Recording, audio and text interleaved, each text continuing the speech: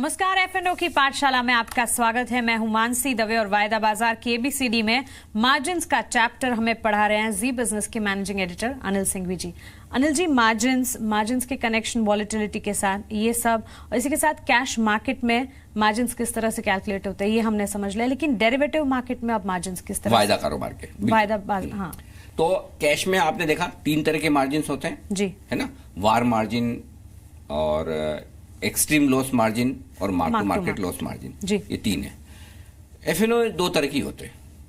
अभी आपको ये लग सकता है कि अरे एफएनओ में तो रिस्क ज्यादा होती है, उतार चढ़ाव ज्यादा होता है, तो मार्जिन ज्यादा होने चाहिए, लेकिन वो 2 ही ऐसे है ना, पूरा कवर कर लेते हैं। अच्छा, पहला मार्जिन है जिसको इनिशियल मार्जिन बोलते हैं, या आम बोलचाल की भाषा में स्पेन मार्जिन भी बोलते हैं। स्पेन मार्जिन, हाँ, SPAN। स्पेन मतलब standard portfolio analysis of risk. ठीक है, ठीक है। अब क्या होता है, देखिए ये कैलकुलेट कैसे किया जाता है ये समझना चाहिए। कोई भी ट्रेड आपने किया वायदा कारोबार में, कोई स्टॉक का फ्यूचर खरीदा बेचा, कोई ऑप्शन में खरीदारी बिकवाली की, या कोई इंडेक्स का फ्यूचर खरीदा बेचा, तो 16 तरह के अलग अलग कॉम्बिनेशन बनते हैं। अच्छा, वो कंप्यूटर कैलकुलेट करता है, आपके हमारे बस की बात मुझे करना नहीं है, करना भी नहीं। अरे नहीं, बिल्कुल आप करेंगे तो सौदा ही नहीं। चला अगली क्लास इसमें ना, इसलिए मैं उसको कॉम्प्लिकेटेड किए बगैर ये बताता हूँ कि उस 16 तरह के जो अलग अलग तरीके हैं कैलकुलेट करने के, उसमें से सबसे ज्यादा जो रिस्की तरीका है उसके बेसिस पे मार्जिन कैलकुलेट किया जाता है। उसे आप इनिशियल मार्जिन या फिर स्पेन मार्जिन बोलते हैं। ठीक है, ठीक है। तो ये जो मार्जिन आएगा वो आपको देना है, और वैसे ये दिन में 6 बार गिना जाता है स्पेन मार्जिन, लेकिन वो गिना जाता है, ब्रोकर को पता चलता है, एक्सचेंज के टर्मिनल पर आता है। आमतौर पर आपको हमें बहुत ज्यादा दिमाग लगाने की जरूरत नहीं। कहने का मतलब ये कि स्पेन मार्जिन शेयर का भाव जितना ऊपर नीचे होता है दिन के दौरान, उसके बेसिस पर वो मार्जिन बदलता रहता है, सिंपल। ठीक है, तो ये आपको ध्यान में रखना है। तो इनिशियल मार्जिन या स्पेन मार्जिन वो ऐसे में। ठीक है, आपने बोला 2 तरह के मार्जिन है, तो ये तो एक हुआ, अब दूसरा कौन सा है? दूसरा मार्जिन एक्सपोजर मार्जिन, यानी कि आप कितना कोई शेयर जो खरीद रहे हो उसमें आपकी रिस्क कितनी है, उसको हम एक्सपोजर मार्जिन कहते हैं। और ये कैलकुलेट करने का भी तरीका है कि भाई पिछले 1 से 6 महीने की अवधि उसमें ये शेयर कितना ऊपर नीचे हुआ दिन के दौरान, क्लोजिंग बेसिस पर, उसका फॉर्मूला निकालकर एक्सचेंज गिनता है। तो वो जो उतार चढ़ाव है उसका या तो 1.5 गुना, जिसे हम, या फिर 5%, जैसा कि आपने देखा ना कैश मार्केट में भी मैंने बताया था, एक्सट्रीम लॉस मार्जिन 5% मिनिमम होना चाहिए। हाँ। ठीक उसी तरह से इसमें भी एक्सपोजर मार्जिन मिनिमम 5% होना चाहिए। तो एक तो आपको स्पेन मार्जिन देना है प्लस एक्सपोजर मार्जिन देना है, जो मिनिमम 5% हो गई, राइट। तो ये 2 मार्जिन आपको देने ही देने। ठीक है, ये स्टॉक के लिए 5% है। इंडेक्स के लिए थोड़ा कम है, क्योंकि इंडेक्स तो रोज इतना ऊपर नीचे नहीं होता ना। निफ्टी कभी कभार 2-3% ऊपर नीचे हो गया तो हो गया, बाकी कितना आधा 1% हो गया तो बड़ी बात है। तो इंडेक्स के लिए मिनिमम 3% एक्सपोजर मार्जिन होता है, स्टॉक के लिए मिनिमम 5% होता है। ठीक है। अच्छा, तो क्या फ्यूचर और ऑप्शंस में मार्जिन सेम तरीके से लगता है? देखिए, फ्यूचर्स में तो सेम तरीके से लगता है, चाहे आप फ्यूचर खरीदें या बेचे। ठीक है, ठीक है, उसमें कोई फर्क नहीं पड़ता। एक्सचेंज के लिए इससे कोई मतलब नहीं आपने फ्यूचर खरीदा या बेचा है, दोनों केस में मार्जिन सेम लगेगा। कभी कभार बहुत ऐसी रेयर सिचुएशन होती है जब मार्केट बहुत जरूरत से ज्यादा चढ़ जाते हैं और एक्सचेंज को लगता है कि लोग बिना मतलब खरीदे जा रहे हैं, तो वो एक एडिशनल मार्जिन खरीदारी पे लगा देंगे। या कभी बहुत जरूरत से ज्यादा मंदी हो रही तो मंदी के ऊपर कुछ मार्जिन लगा देते हैं। ये बहुत एक्सट्रीम सिचुएशन में कभी 2-5 साल में 1 आध बार होता है। तो इसका मतलब फ्यूचर में तो सेम है। ऑप्शंस में मार्जिन कैलकुलेट करने के तरीके थोड़े थोड़े अलग हैं। कैसे? जब आप ऑप्शन खरीद रहे हैं, कोई भी ऑप्शन, चाहे वो पुट ऑप्शन हो या कॉल ऑप्शन, तो आपको उतना ही पैसा देना है जितना कि उतनी उसकी प्रीमियम है। क्योंकि ऑप्शन खरीदने वाले के केस में रिस्क कितनी है? मैक्सिमम जितनी की प्रीमियम आप भर रहे हैं। ठीक है, उससे ज्यादा आपका नुकसान हो नहीं सकता, तो आपको उतना ही मार्जिन देना है जितनी की प्रीमियम है। तो ऑप्शन बेचने के केस में आपका मार्जिन ठीक उसी तरह से कैलकुलेट किया जाएगा जिस तरह से फ्यूचर का किया जाता है। क्योंकि जो ऑप्शन सेलर है उसकी कमाई तो फिक्स है कि जितनी प्रीमियम पे उसने ऑप्शन बेचा है उतने ही पैसे आ सकते हैं कमाई के तौर पे, लेकिन रिस्क है अनलिमिटेड ऑप्शंस में।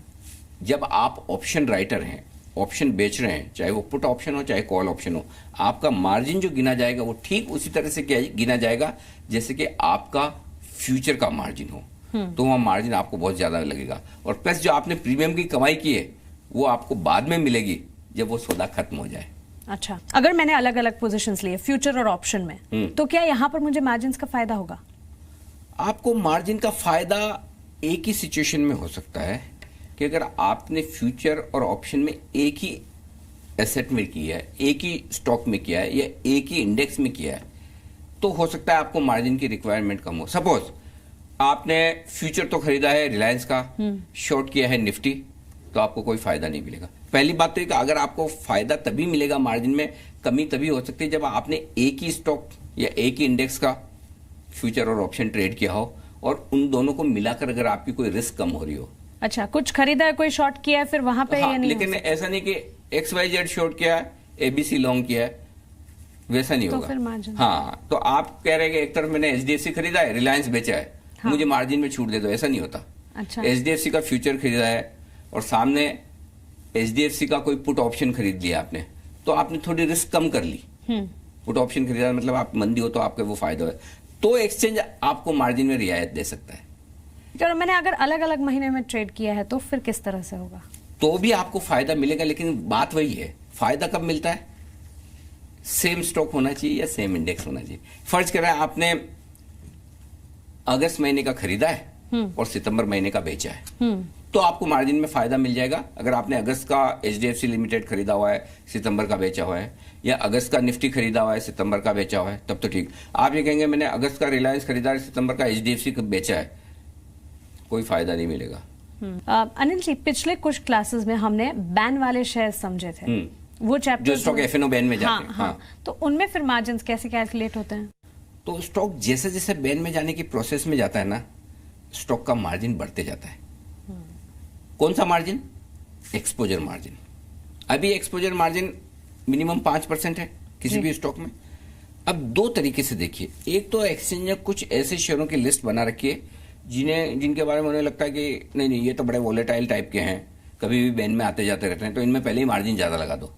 तो उसमें उन्होंने फिक्स 15% और एक्स्ट्रा मार्जिन कर रखा है, 15-16% के आसपास। वो 15% मार्जिन लेते हैं और ये स्टॉक 15-16 शेयरों की लिस्ट है। ठीक है, तो उनमें 15% एडिशनल एक्सपोजर मार्जिन लगेगा ही लगेगा, यानी कि 5% तो लगना ही है, 15% और, यानी कि जैसे आप ट्रेड करते हैं स्पेन मार्जिन प्लस 20% ये आपका एक्सपोजर मार्जिन हो गया। 20, 15 और 5, 15 और 5 ये तो हो गया। ये कुछ इस वक्त 15-16 शेयरों की लिस्ट है। दूसरा आ जाइए, जो शेयर बैन में जा रहे हैं या बैन में है, तो बैन में अगर कोई शेयर है तो जितना एक्सपोजर मार्जिन है उसका 3 गुना और, यानी 5% अगर है तो 15% और। अगर यही एक्सपोजर मार्जिन 8% है तो 24% और, यानी कि 3 गुना मार्जिन और एडिशनल देना पड़ेगा आपको।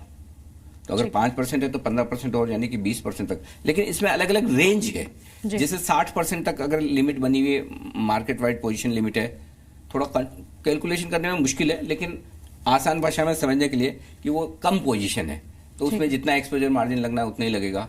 लेकिन यही अगर आप समझिए 70 से 75% की रेंज में हो गई तो 50% एक्स्ट्रा मार्जिन, यही 95% तक के आसपास पहुंच गई तो 3 गुना मार्जिन, यानी कि 5% एक्सपोजर मार्जिन है तो 15% और दे दीजिए, टोटल 20% लगेगा।